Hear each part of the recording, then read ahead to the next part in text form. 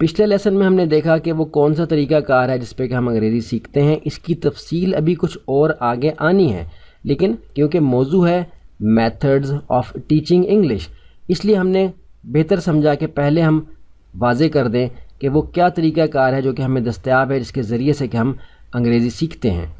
اب ہم دیکھنا چاہیں گے صحیح طریقے کو یا اس طریقے کو جس کے ذریعے سے کہ ہم اس کورس میں انگریزی سیکھنے کی ایک ترتیب آپ کو سمجھانے کی کوشش کریں گے. فارملی یہ طریقہ کار 2 میتھڈز کے انڈر آتا ہے. ایک میتھڈ ہے وہ دا نیچرل اپروچ کہلاتا ہے، جو کہ ڈائریکٹ میتھڈ بھی ہے. یہ دونوں ملتے جلتے ہیں، ان کی تفصیل آگے آ رہی ہے، اس لیے پریشانی کی بات نہیں ہے. لیکن فارملی یعنی باقاعدہ طور پر اس طریقہ کار کو 2 الگ ناموں سے جانا جاتا ہے جو کہ ملتے جلتے ہیں. اس میں یہ ہوتا ہے کہ جو قدرتی طریقہ سیکھنے کا ہے لسننگ اور اسپیکنگ، اس پر توجہ دی جاتی ہے. ریڈنگ اور رائٹنگ جو ہے وہ اس کے بعد سیکھی جاتی ہے. جو لسننگ اور اسپیکنگ یعنی سن کر سمجھنے کی صلاحیت اور بولنے کی صلاحیت پیدا کر لیتا ہے، اس کے لیے بہت آسانی ہو جاتی ہے اپنے لکھنے اور پڑھنے کی صلاحیت کو بہتر کرنے میں. اور جن کی مادری زبان انگریزی ہے وہ بھی پہلے سن کر سمجھنا اور بولنا سیکھتے ہیں، اس پہ عبور حاصل کرتے ہیں. اور حیرت کی بات یہ ہے، جو کہ سن کے آپ کو یقیناً حیرت ہوگی، کہ جن لوگوں کی مادری زبان انگریزی ہے ان میں بھی بہت بڑی تعداد ایسے لوگوں کی ہے جو کہ لکھنے اور پڑھنے میں بہت کمزور ہیں. اور ان سے بھی بڑی تعداد ان لوگوں کی ہے جو کہ انگریزی گرامر میں بہت کمزور ہیں. یعنی انگریزی بولنا، سننا، سمجھنا ان کی روزانہ کی ضرورت ہے کیونکہ ان کی مادری زبان انگریزی ہے، لیکن وہ انگریزی گرامر کے وہ قواعد اور اصول نہیں جانتے جو کہ ہمیں باقاعدہ طور پر یاد کرائے جاتے ہیں، جن کو یاد نہ کرنے کی صورت میں ہم اپنے پیپر میں فیل ہو جاتے ہیں. اور ہم یہ سمجھتے ہیں کہ ان قواعد، اصول و ضوابط کو یاد کیے بغیر، سمجھے بغیر، اپنے عمل میں لائے بغیر ہم روانی کے ساتھ انگریزی کبھی نہیں بول سکیں گے. تو اس بات کو بالکل آپ ذہن سے نکال دیں.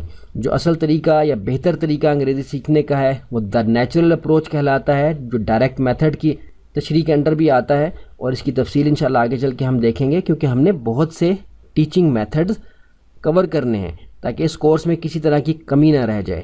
جیسا کہ ہم نے ذکر کیا کہ اس کورس کو کرنے کے بعد آپ نے مزید کوئی کورس نہیں کرنا، تو ظاہر ہے کہ اس دعوے کو لے کر چلنے کے لیے ہمیں وہ معلومات ساری آپ کو دینی ہے جس کی بنیاد پر آپ آگے اپنے انگریزی سیکھنے کے حوالے سے جو ترتیب مرتب کریں گے اس کورس کی بیس کے اوپر، اس میں کسی طرح کی کوئی کمی نہ رہ جائے. اور اگر یہ کورس آپ آگے کسی کو پڑھائیں تو یہ مکمل معلومات آپ آگے دے سکیں، مکمل ڈائریکشن ان کو سمجھا سکیں، تاکہ ان کو مزید GTM یعنی grammar translation method based courses میں جا کے اپنے وقت کو ضائع نہ کرنا پڑے انشاءاللہ.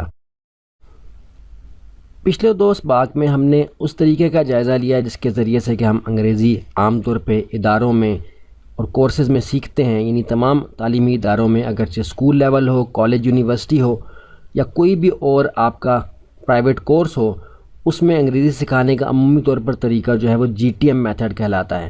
آپ دیکھ رہے ہیں کہ یہاں ایک لکیر آپ کو جاتی ہوئی نظر آ رہی ہے، یہ کنیکشن ہے GTM کے ساتھ. اب اس کی تفصیل میں ہم جاتے ہیں، آگے چل کے انشاءاللہ آپ کو یہ دکھاتے ہیں کہ اس سے کیا مراد ہے. یہ جو ریڈ کلر کی لائن آپ کو یہاں چلتی ہوئی نظر آ رہی ہے.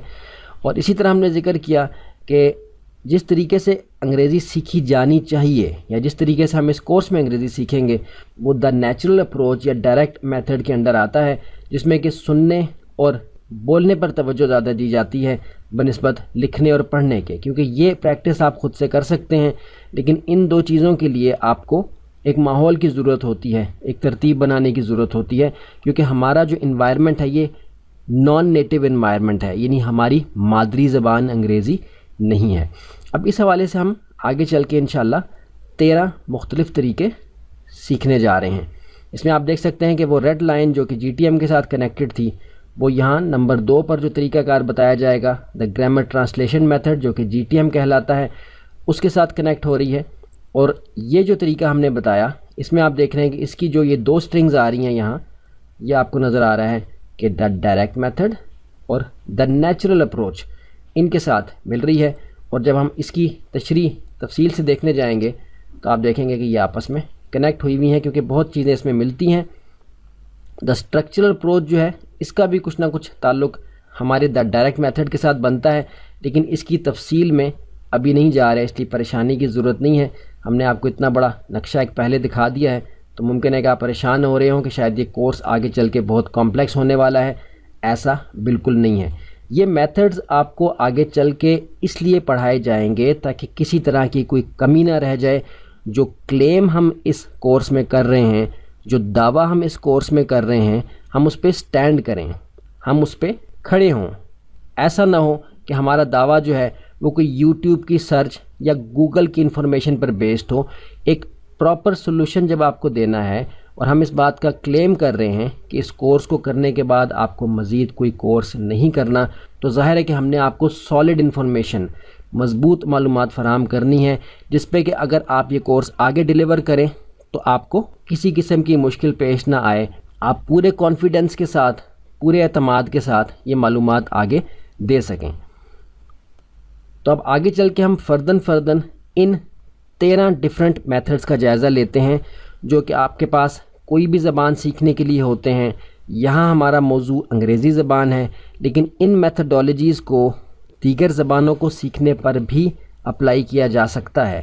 لیکن کورس کے شروع میں جیسے ہم نے ذکر کیا تھا کہ جو اصول اور قواعد ہم اس کورس میں ذکر کریں گے اس کا اطلاق تمام زبانوں پر کیا جا سکتا ہے، تمام زبانوں کے سیکھنے پر کیا جا سکتا ہے، سوائے کلاسیکل عربک کے، یعنی قدیم عربی کے، جو کہ قرآن کریم اور احادیث مبارکہ کی عربی ہے.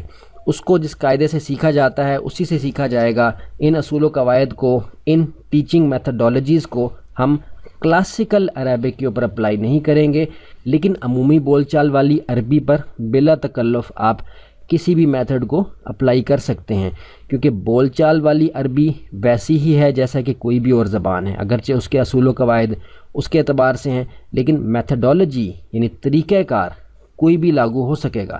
ان کی تشریحات یہاں انگریزی میں لکھی ہوئی ہیں، کوئی پریشانی والی بات نہیں ہے. ہم ان سارے میتھڈز کی تشریح انگریزی میں پڑھیں گے، اردو میں بیان کریں گے.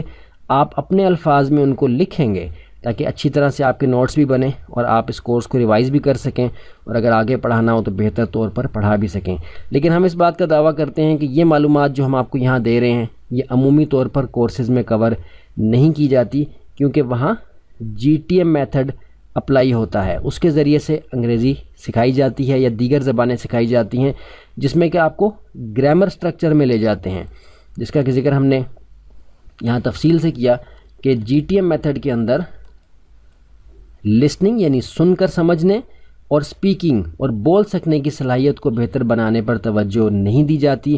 اس میں گرامر کے قواعد و ضوابط پڑھائے جاتے ہیں اور زیادہ توجہ ریڈنگ اور رائٹنگ پر ہوتی ہے، لکھنے اور پڑھنے پر ہوتی ہے کہ لکھائی اصول و قواعد کے مطابق بہترین سے بہتر ہو اور پڑھنے کی صلاحیت بہتر ہو جائے. وہ بھی کوئی ٹیسٹ کرنے کا طریقہ عام طور پر نہیں ہوتا، زیادہ توجہ جو ہے وہ قواعد کو زبانی یاد کرانے پر اور امتحانات پاس کرنے پر ہوتی ہے. اس کا ذکر انشاءاللہ بھی آگے چل کے جب ہم GTM میتھڈ کی تفصیل کور کریں گے تو اس کے اندر بھی انشاءاللہ آ جائے گا. تو یہاں تک آپ نے بات سمجھ لی کہ اب ہم آگے کرنے کیا جا رہے ہیں، اور یہ بھی آپ نے سمجھ لیا کہ پہلے کون سا طریقہ ہمیں دستیاب ہے، کس طریقے پر ہم نے عمل کرنا ہے، اور دیگر جو طریقہ کار موجود ہیں لیکن اس کے بارے میں عمومی طور پر نہ تو طلبہ کو پتہ ہے، اور حیرت کی بات یہ ہے کہ اساتذہ کو بھی عمومی طور پر پتہ نہیں، اور جن کو پتہ ہے وہ مجبوری کا اظہار کرتے ہیں کہ جی ہم مجبور ہیں GTM میتھڈ کو فالو کرنے پر، اگرچہ وہ یہ جانتے ہیں کہ اس کے نتائج کیا ہیں. تو اب ہم آگے چل کے فرداً ان سارے میتھڈز کو ایک ایک کر کے دیکھیں گے، اس کے نوٹس آپ بنائیں گے اور سمجھتے ہوئے انشاءاللہ آگے چلیں گے. پچھلے دو اسباق میں ہم نے تفصیلاً ذکر کر دیا کہ ابھی ہم نے وہ ٹیچنگ میتھڈالوجیز دیکھنی ہیں جو کہ ہمارے پاس متبادل کے طور پر موجود ہیں. ریڈ کلر میں، لال رنگ میں جو آپ کو یہ میتھڈ نظر آ رہا ہے نمبر 2 پہ، یہ وہ ہے جو کہ ہمارے ہاں امپلیمنٹ ہوا ہے. لیسٹ پروڈکٹیو میتھڈ کہلاتا ہے، یعنی سب سے کم فائدہ پہنچانے والا.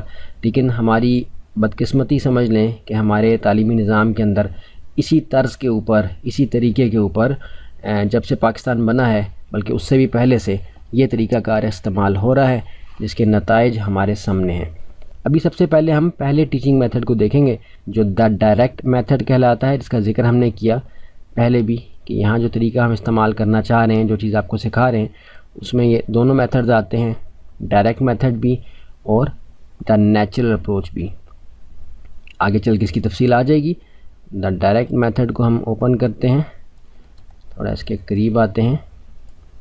In this method, the teaching is done entirely in the target language. The learner is not allowed to use his or her mother tongue. Grammar rules are avoided and there is emphasis on good pronunciation. اب اس سے کیا مراد ہے اس کو ہم دیکھ لیتے ہیں. اس طریقہ کار میں تدریس مکمل طور پر مطلوبہ زبان میں کی جاتی ہے. سیکھنے والے کو اپنی مادری زبان استعمال کرنے کی اجازت نہیں ہوتی. گرامر کے قواعد سے گریز کیا جاتا ہے اور اچھے تلفظ پر زور دیا جاتا ہے. اب ظاہر ہے کہ یہ ایک میتھڈ ہے جو کہ کتابوں میں لکھا ہوا ہے، بہت جگہوں پہ استعمال بھی ہوتا ہے، لیکن ہمارے رائج تعلیمی نظام سے گزرے ہوئے لوگوں کے لیے یہ بالکل ایک نئی بات ہے کہ اس طریقہ کار میں تدریس مکمل طور پر مطلوبہ زبان میں کی جاتی ہے، یعنی کہ جو زبان آپ سیکھ رہے ہیں. اور یہاں ہمارا موضوع کیونکہ انگریزی ہے، لیکن پہلے ہم نے ذکر کر دیا تھا کہ جو قواعد ہم یہاں ذکر کریں گے وہ دیگر زبانوں پر بھی اپلائی ہو سکیں گے، حتیٰ کہ بول چال کی عربی کے اوپر بھی. مگر جو کلاسیکل عربی ہے، جو قدیم عربی ہے، قرآن اور حدیث کی عربی ہے، اس پہ یہ اصول قابل عمل نہیں سمجھے جائیں گے. تو ڈائریکٹ میتھڈ یعنی براہ راست سیکھنے کا جو طریقہ ہے اس میں تدریس اسی زبان میں کی جاتی ہے جو کہ سیکھ رہے ہوتے ہیں. سیکھنے والے کو اپنی مادری زبان استعمال کرنے کی اجازت نہیں ہوتی. اگرچہ ٹوٹی پھوٹی بولے گا، بغیر روانی کے بولے گا، بہت سی غلطیوں کے ساتھ بولے گا، لیکن اس کو وہی زبان بولنی ہے جو کہ سیکھ رہے ہیں. گرامر کے قواعد سے گریز کیا جاتا ہے، گرامر کی تفصیل میں نہیں جاتے، بہت زیادہ غلطیاں نہیں نکالتے، صرف اظہار رائے کو، اپنے نقطہ نظر کو بیان کرنے کی صلاحیت کو ڈیولپ کیا جاتا ہے اور تلفظ کو صحیح رکھا جاتا ہے، جو کہ آگے چل کے ایکسنٹ ہمارا جیسے ایک الگ سے ایک ایشو ہوتا ہے، ایک الگ سے مسئلہ سمجھا جاتا ہے، جو کہ مسئلہ بنیادی طور پر بالکل بھی نہیں ہے. آپ صرف اپنے ووکیبلری اور ورڈ آرڈر یعنی جملے کی جو ترتیب ہے اس پر توجہ دیں تو آگے چل کے روانی بھی آ جاتی ہے اور لہجہ بھی خود سے ٹھیک ہو جاتا ہے. یہ بات آپ نوٹ کر لیں کہ روانی بھی خود سے آ جاتی ہے، لہجہ بھی ٹھیک ہو جاتا ہے. آپ کو صرف ووکیبلری یعنی ذخیرہ الفاظ اور جو جملے کا پراپر طریقے سے بننا ہے، صحیح طریقے سے الفاظ کا ترتیب دینا ہے، اس کو سیکھنا ہوتا ہے. تو اس طریقہ کار میں آپ دیکھ رہے ہیں کہ گرامر پہ زیادہ توجہ نہیں دی جاتی. اس کی مختصر تشریح آپ نوٹ کر لیں.